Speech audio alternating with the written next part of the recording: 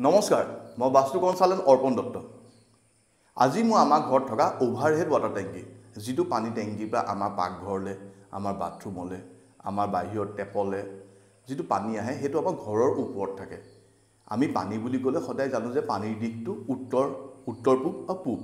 আমি সেই কাৰণে সদায় পানী টেংকিটো উত্তৰ পূবত ৰাখিম বুলি ভাবো বা দক্ষিণ পশ্চিমত ৰাখিম বুলি ভাবো এতিয়া মই কৈছো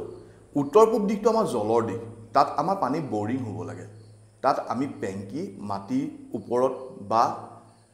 ঘৰৰ ওপৰত উত্তৰ পূবত ৰাখিব নালাগে কেলে উত্তৰ পূব দিকটো আমাৰ ঘৰখনৰ বাস্তু শাস্ত্ৰৰ হেডৰ পজিশন যিজন বাস্তু পুৰুষ থাকে তেওঁ মূৰৰ পজিশন থাকে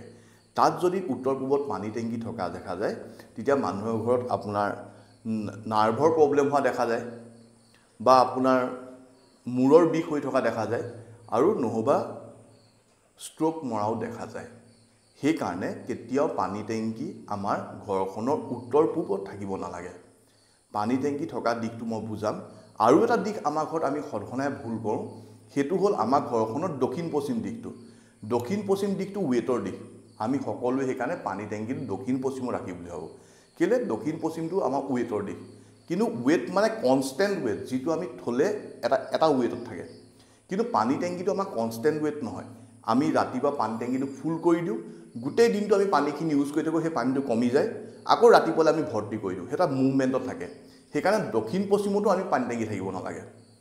পানী টেংকি থকা সঠিক দিকটো হ'ল আজি মই আপোনাক কৈছো আমাৰ ঘৰখনৰ পশ্চিমৰ পৰা উত্তৰ পশ্চিমলৈকে তাত আমি যদি পানী টেংকি ৰাখো আমাৰ বাস্তুমতেও সুবিধা হয় আৰু আমি কিছুমান সুফল দিয়া দেখা যায় কাৰণ পশ্চিমৰ পৰা উত্তৰ পশ্চিমলৈ বৰুণৰ ঠাইত যদি আমি পানী ৰাখিব পাৰো আমাৰ ঘৰখনলৈ সুফল আহে আৰু পশ্চিমটো আমাৰ ঘৰখনৰ শনিৰ দিশ লগতে আমাৰ কাবাৰ শনি যদি দখাও বেয়া হৈ থাকে এটা পানী টেংকিয়ে আমাৰ শনি দখা ভাল কৰিব পাৰে যদি আছে আপোনালোকে ভুল হৈ আছে শুধৰাই ল'ব ধন্যবাদ